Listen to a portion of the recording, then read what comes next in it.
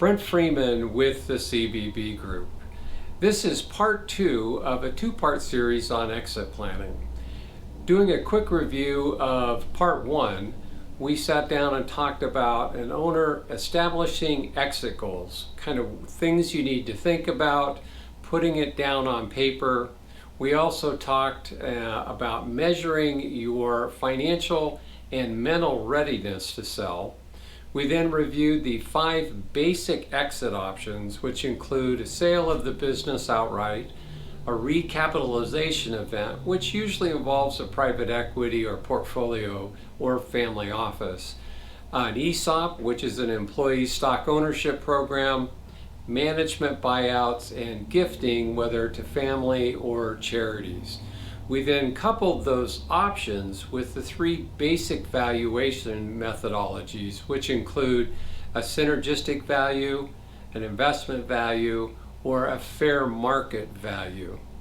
Now in this episode, we're going to take a look at a little more in depth on the 5 basic exit options. We're going to go through the pros and cons, some of the costs, and just some of the things you should think about when reviewing each one of these and to see if they're a fit for you. So if you're a small business owner thinking of exiting your business in the next 3 to 5 years, stick around. I think you'll find episode 2 of interest.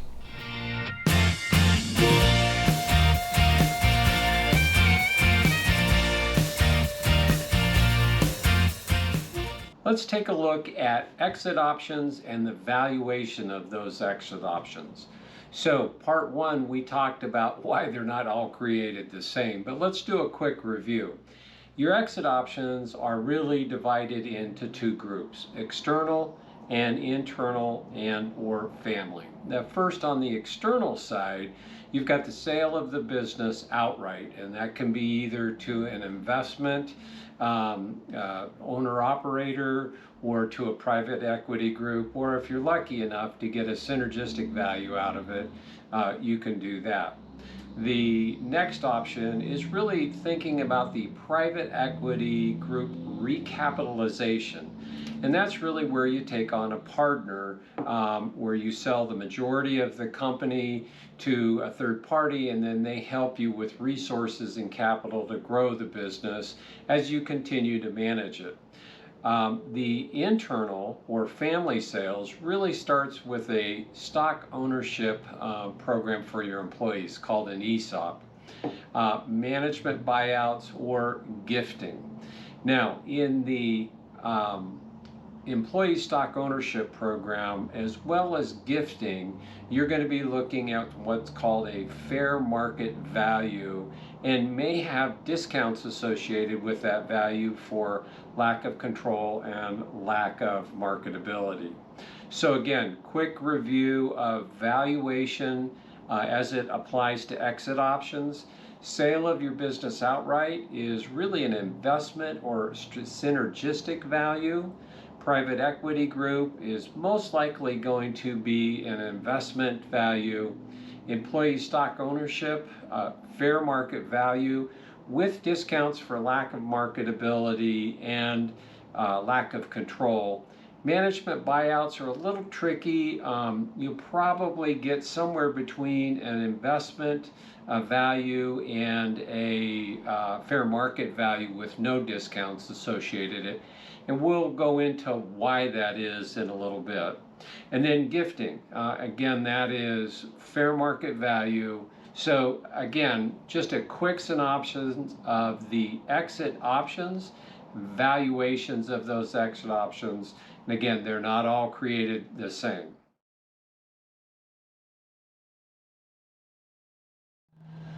So let's take a second and review how the valuations differ. And let's start with an investment option. And again, for this example, we have an investment value, i.e. what a third-party owner, operator, or investor would value your business and pay you for it. And for this example, it's $1.1 million. There's 100 shares. So if you sold, in this example, 40 shares, your value out of that would be $440,000. A synergistic value, as we covered in part one, really is a company or an entity that is buying you that has synergistic properties, i.e., they have accounting functions, sales, marketing, maybe they're buying you for location, but whatever the reasons, the combination of the two businesses allow for greater revenue and reduced expenses, and that synergistic value to the buyer, part of it may be passed on to you. In this instance, we're going to put a synergistic value on the table at $1.2 million. Again, 100 shares, giving you, if you sold 40 shares, the value of those shares would be $480,000. And then lastly, fair market value. Now remember, fair market value is defined by Revenue Reg 5960, and this is what an evaluator or a certified business evaluator will use to value the company. Now, there is a discount for lack of control and an additional discount for lack of marketability.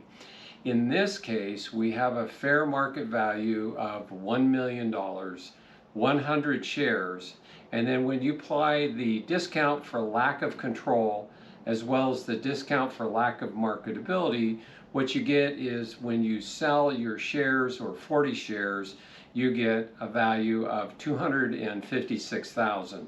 So these different value and different share values start to feed into the different evaluation methodologies.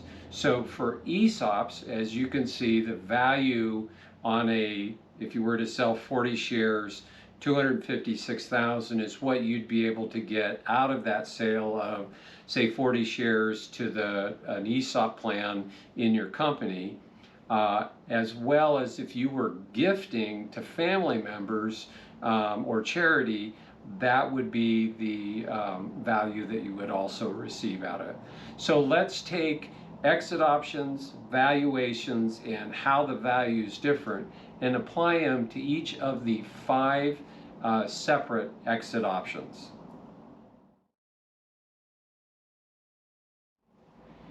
Selling your business at the highest price. So you're mentally ready to go. You may or may not be financially set, but mentally it's just time to sell. So let's review some of the pros and cons. As far as the valuation is concerned, you're going to get investment or synergistic value.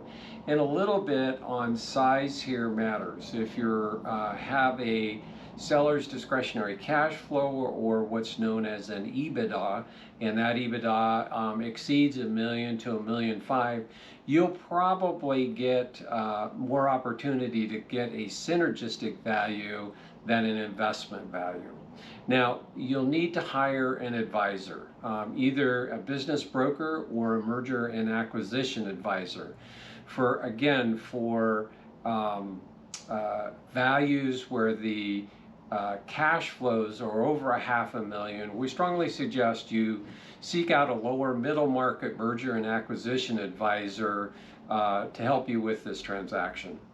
Again, the valuation will probably be investment and or synergistic. Time to required to sell, and this is something that people need to fully understand, and that time to sell your business, going to market, really is going to take anywhere from 9 to 12 months on average. Now, Bill and I have sold businesses in as little as 4 months and as long as 2 years. It depends on the business, depends on the requirements of the business and the cash flows. But for the purpose of planning, just count on 9 to 12 months. If your business is large enough, again, you may be able to attract a synergistic buyer by going through a process that we use. It's called an auction process, where we tracked those buyers, potential buyers, try and contact them all at once, whether they're private equity, portfolio groups, or family offices, as well as synergistic businesses in your segment. And most merger and acquisition advisors have a process to do that. And this will allow the M&A advisor really the opportunity to try and bring in multiple offers and then manage that process through time and using what's called a deal point memorandum. So the last point that I'd like to make on selling your business outright is just knowing the timing of the market. There are times when the supply side far exceeds the demand for businesses, and on the other side of the leaf, there is times when the demand for businesses far exceeds the supply. Currently, and I'm putting this video together in December of 2022, there are more buyers out there than there are businesses that people are looking for. Kind of a unique situation. Even with rising interest rates, we still find ourselves in a situation where the opportunity to get top dollar for your business is still on the seller's side. So a quick review: selling your business for the highest possible value, investment or a synergistic value, time to sell 9 to 12 months, and you'll need to hire the right advisors to help you get this done. Private equity groups or recapitalization. Now, this is an option that really you can use in a couple different situations. If your financial readiness is either low or high, but your mental readiness is low, this may be an option that you want to consider. So for valuation, you should think of this option as an investment. So you're gonna, when you're talking with private equity groups, they're very astute in driving an investment value. You'll also want to hire an advisor, and much like the process of selling your business outright, it's going to take a period of time to do this. So that process is really the same. Now, this is where size matter and taking advantage of a recapitalization. Usually a private equity group portfolio or a family office are going to be looking for EBITDAs at a minimum of at least $1 million to $1.5 million. So size matters. Their expertise that they're going to bring to the table is additional management, oversight, opportunities with some of their other portfolio companies, as well as capital to help you grow the business. So this is what a transaction might look like. You would sell 80% of the company to the private equity group, and so you'd be able to take some chips off the table at an investment level. You would probably sign a 2 to 5 year employment agreement in that they want you to stay in the company, continue to operate it as you have in the past with their guidance. Make no, understand that you are selling 80% and you are giving up control, but you get to continue to work, continue to get the owner's benefits, a good salary, probably an incentive-based compensation program, so that you can continue to work and continue to take capital off the table as you go through time and space. Again, you do lose control, and that's something that you need to understand. The other benefit of a recapitalization, let's say, and again, in this situation, you've sold 80%. Well, you still own 20. At some point, most private equity groups or portfolio groups will sell the business again. Their time horizon is anywhere from, say, 5 to 10 years with an average of 7. So if you sell the business for, say, $10 million and you get 80% of that, so you got a check for $8 million minus any of the fees for your advisors or attorneys and things of that. Maybe you end up netting somewhere, around 7 million to 7.25 million, and you've got a tax bill to worry about. But you've taken those chips off the table. A private equity group or private portfolio group sells the business in, say, 7 to 5 years. Remember, they're bringing in extra capital, they're bringing in extra expertise, and probably market opportunities on top of it. And let's say you doubled the value of the company and you sold it for 20 million. And you get 20% of that 20 million. Well, you just picked up another check for $4 million, which is not a bad second, what we call a bite of the apple. A private equity group or recapitalization is a great way to take some chips off the table if you're getting close to retirement, but you still want to work in the business on a day-to-day basis. It's what you love to do, and the company, it just is who you are. So a little bit of the pros and cons: private equity group, recapitalization. Employee stock ownership program. So in this option, you really have the ability as an owner to sell part of your company to your employees. And the employee stock ownership program, think of it as a 401k or retirement plan, and it will be administered by a trust. The valuation here is fair market with discounts for lack of control and lack of marketability. So if you sold 40% of your company and put it in an ESOP, using the valuation methodology that we reviewed earlier, you would be selling 40 shares of your company that was valued at fair market at $1 million for a net proceeds of $256,000. So again, there's those discounts come into play. You can take those chips off the table. Here is the benefits to the owner. One, you retain full control of the business. Even though you have shares that are sold to a trust, the beneficiaries of the trust are your employees who are participating in the program. They have no voting rights associated with that program. So you retain all ability to run your company on a day-to-day basis. Your employees or your ownership perks remain the same, or whatever you'd like to do. In addition, when you decide to sell the company outright, you can do so. So the establishment of an ESOP does not stop you from selling 100% of the outstanding shares of the company.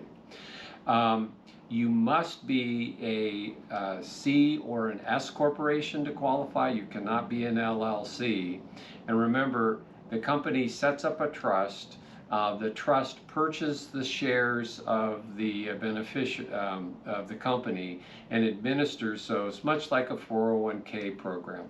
The employees are the beneficiary of the trust, and when one employee retires, it's an automatic buyback. So one of the things the company has to do is maintain enough cash on its balance sheet to actually purchase those shares back an employee retires. So a lot of flexibility here. There are some regulations involved, and we strongly suggest you hire an administrator with the proper attorney to put this program together. But once you're put in place, you'll need a valuation, fair market valuation, from a certified valuator on a yearly basis. But again, gives you a lot of flexibility as an owner, allows you to take some chips off the table. It also allows for you to sell the business outright when you'd like to. So for a business owner who kind of fits into the low mental readiness, a low financial readiness, this gives you a lot of flexibility and an opportunity to just keep that business growing over a period of time until you get ready to sell. Management buyout is the next exit option. The valuation for this is somewhere between investment and fair market value. You'll be dealing with your management team, and you've got to be very careful how you approach this. And at the end of the day, if it doesn't work, everybody has to feel like they were treated very fairly. So again, valuation is going to be between investment and fair market value. This is for somebody that's financially ready to go, but may have low mental readiness. So you may do this management buyout over a period of years and stay on during that transition program. The other thing you need to understand is that there's going to be some cash up front with the residual coming over a period of time, i.e. a seller financed transaction. The management team may want to try and put together a loan to purchase the business, and you have to understand that if they do that, the business will be leveraged and leaned as part of that loan process. But either way, you'll need to go through it. What we usually see is in management buyouts, those shares are purchased over a period of time, and the owner is actually offering seller financing to the management team. Questions that you need to think about as far as being an owner. And one is, can your employees think and act like entrepreneurs? So this is where I usually see most of these come off the rails. There is a reason that you're an entrepreneur and a business owner, and there's a reason your management team works for you. They just don't share that same passion and desire to get up and grow a business and tolerance for risk. But if they do, then it's an excellent opportunity to be able to pass on the business to a lot of people who probably, quite frankly, helped you build that business over a period of time. Again, the potential downfall here is if you were unsuccessful in negotiating with your management team on a buyout, depending on how it's handled, it can cause some ill will to you as an owner, and potentially, if you lose a couple key managers over this, delay your exit or your ability to sell the business. So a management buyout, if it's well thought out and well handled, can be another option for you to consider.